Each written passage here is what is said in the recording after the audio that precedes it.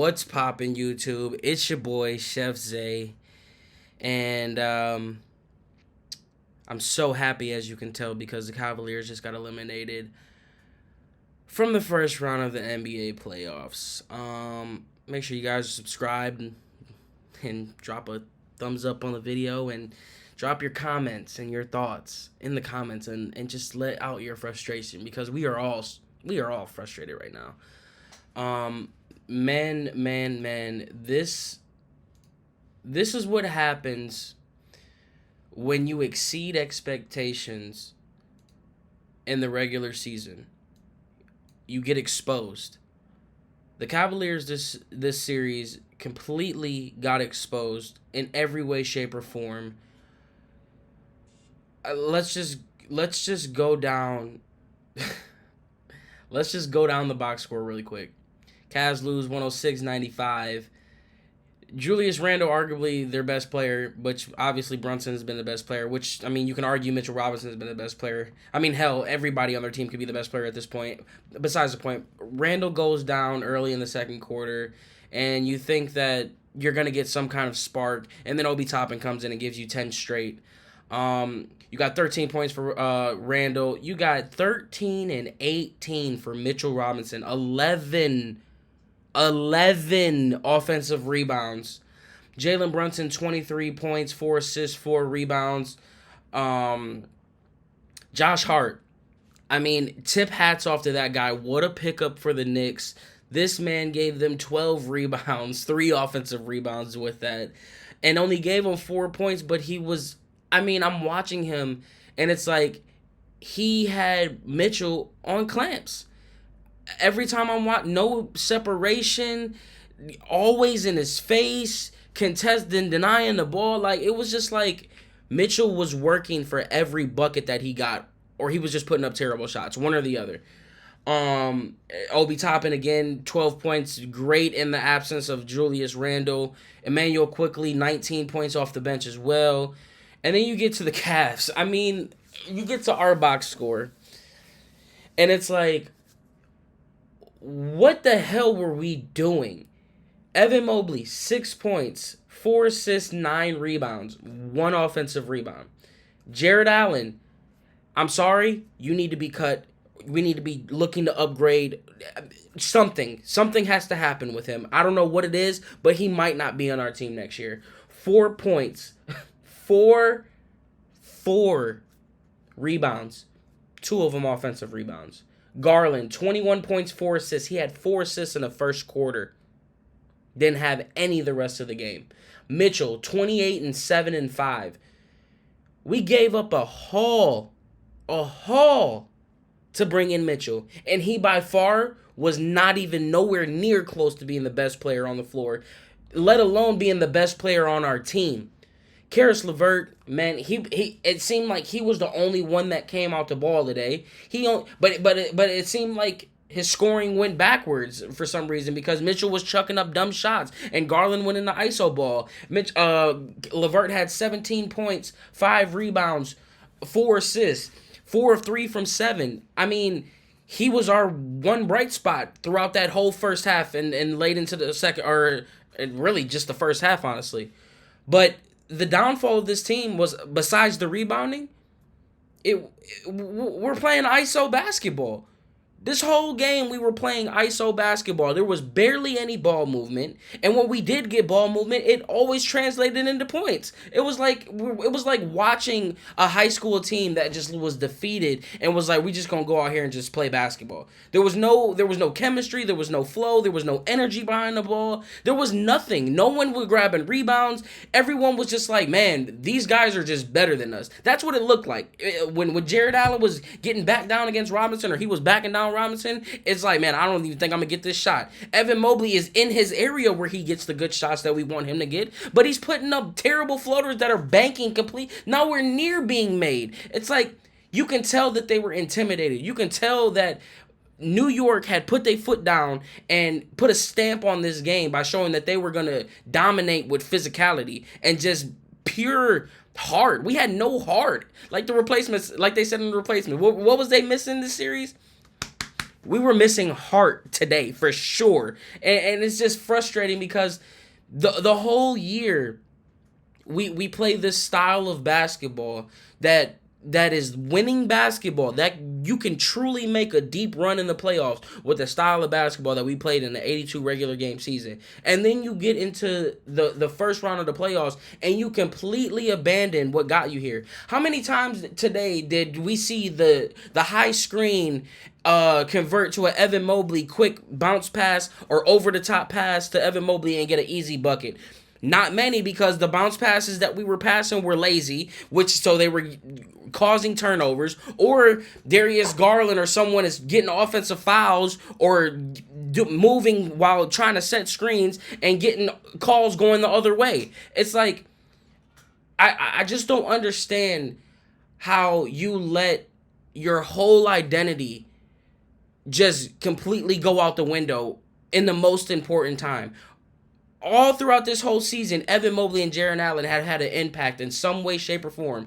And this whole series, they were MIA.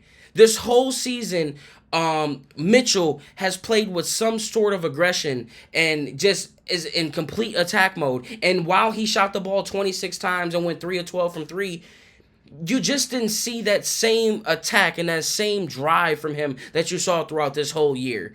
Garland, when Garland is in his bag,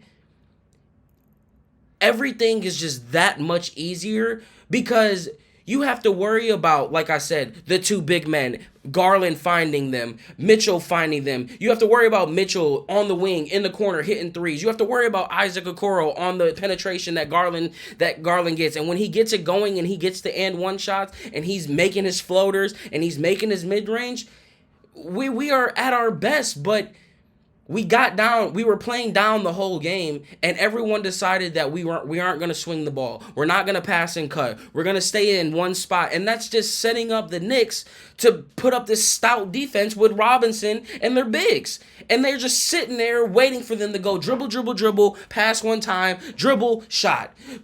Next possession, pass, one time, shot. Next possession, dribble, dribble, drive, shot, miss. Next possession, pass one time, dribble, dribble, dribble, dribble, dribble.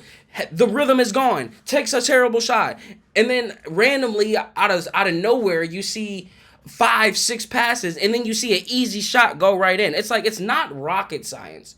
It truly is not rocket science what the Cavs needed to do I won't even go as far as to say win the game, to just compete in the game.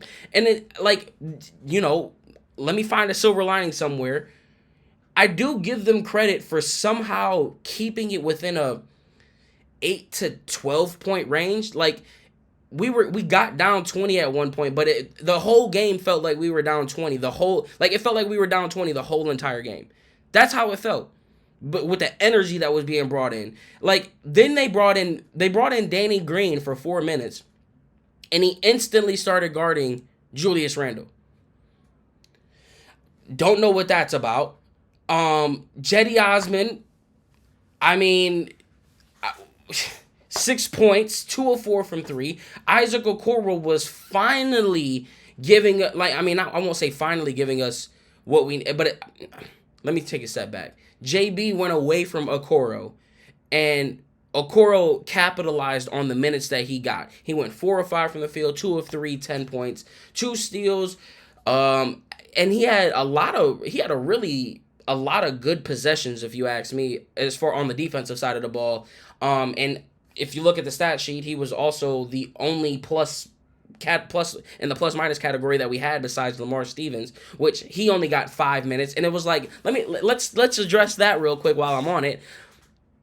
I call for Lamar Stevens all throughout the series because he's the style of player that would bring that physicality that we are missing so bad. And he comes into the game, and it just so happens that it's like Jared Allen is such a liability that you created another mismatch. Would love to have Lamar Stevens in the game contributing in some way, shape, or form, but then he comes in and he's guarding Obi Toppin, and Obi Toppin goes 10 points on his head. Like, it's like you give, but you can't even, it's like you give some and you ain't even getting none back. Like, I don't know. I'm just frustrated, and at this point, I'm just rambling. But I'm just disgusted with this performance, disgusted with the whole series. No way you should be losing 4-1. But it goes back to what I said as soon as I started the podcast, and that's this is what happens when you exceed expectations. Um, People forget what the expectation was coming into the season because of how well we played and how many wins we got and how good we looked all throughout the season. That we forgot that this team is still an average of like 24 and a half years old. Evan Mobley is only going to continue to get better. This was his first taste of the real playoff atmosphere, and it showed. He was not ready for it. Jared Allen, I I don't recall if he's ever been in a playoff series before, but again, the lack of experience showed the moment was just too big.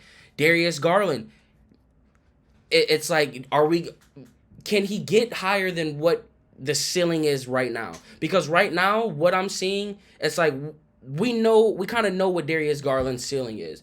I think he has potential to exceed that ceiling, but he's been in the league now a few years. He's still young, but he should be taking some next steps next year, especially he should be taking some big next steps. He should be taking some big steps next year. Now you talk about the Karis LeVert. Will he be with us next year for another run? Will they look to upgrade? I think there will be I honestly think this could be an off season where you see a lot of pieces maybe move. Jared Allen, maybe you upgrade from him. Karis LeVert, maybe you find someone who just potentially has a little bit better 3-and-D, someone that can contribute in a different way, because I do think Karis LeVert brought a lot of value to this series. He was one of the only bright spots, and he was one of the only other people that could create a shot on the one-on-one ISO ball that I hate so much when it comes to playoff basketball, besides Garland and Mitchell. And when Mitchell really wasn't getting any ISO shots on his own that looked clean, LeVert was there to do that. So I'm anxious to see where Kobe Altman decides to go with this team next year. If they decide to upgrade pieces, obviously there's going to be some fan favorites. Jetty could be on the move. Obviously Rubio's contract's up, so that's going to free up some space. And I honestly, I don't feel comfortable paying Jared Allen $100 million when he's giving you 4 and 4 with 36 minutes of time on the floor. So, please let me know your guys' thoughts in the comments. Let out the frustration. You guys have every right to be upset, pissed off. You can be talking about fire JB, all this, because something has to change. Something will change next offseason. There's way too much potential on this team.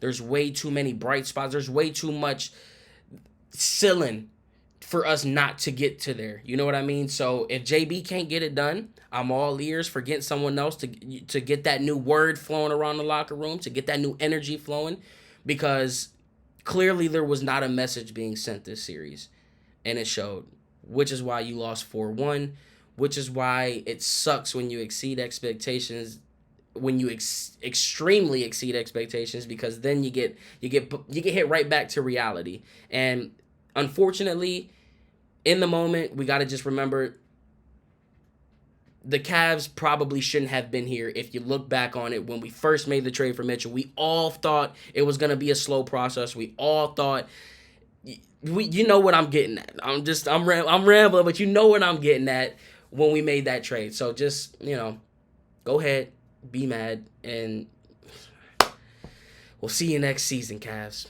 Peace.